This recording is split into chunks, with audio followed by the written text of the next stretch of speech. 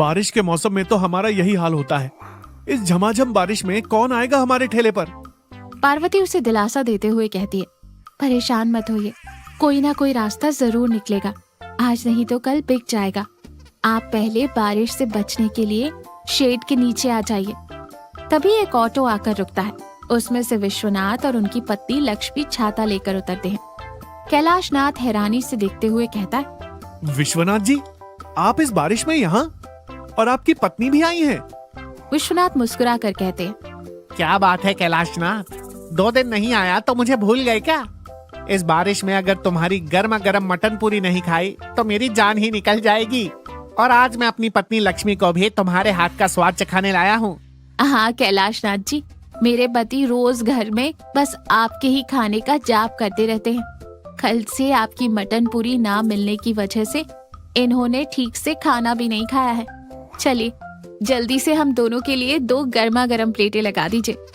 कैलाश नाथ आंखों में नमी लिए खुशी से कहते हैं, पार्वती, देखा तुमने, हमारा सबसे खास ग्राहक इस बारिश में भी आया है। माता जी, आप बैठिए, मैं खास आपके लिए लगाता हूँ। और तेजी से पूरी तलना और मटन करी परोसना शुरू कर देते हैं। दोनों पति पत्नी मजे से खाते हैं। वाह कैलाशनाथ, आज नमक एकदम सही है।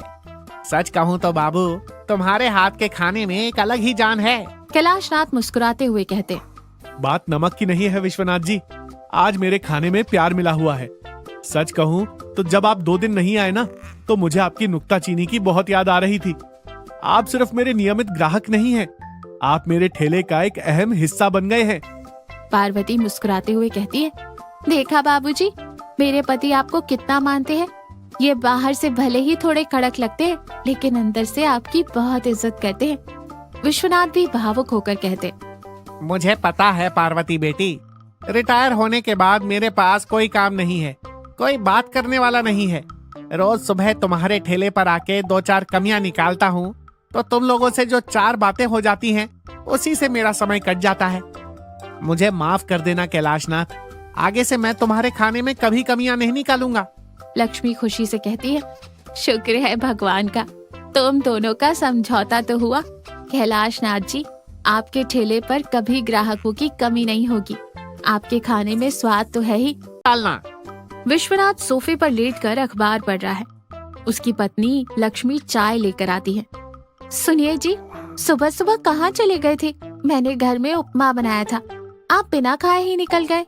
वो उपमा तुम ही खाओ लक्ष्मी, मैं तो सुबह सुबह उस कैलाशनाथ के ठेले पर चला गया था। उसे तो खाना बनाना ही नहीं आता।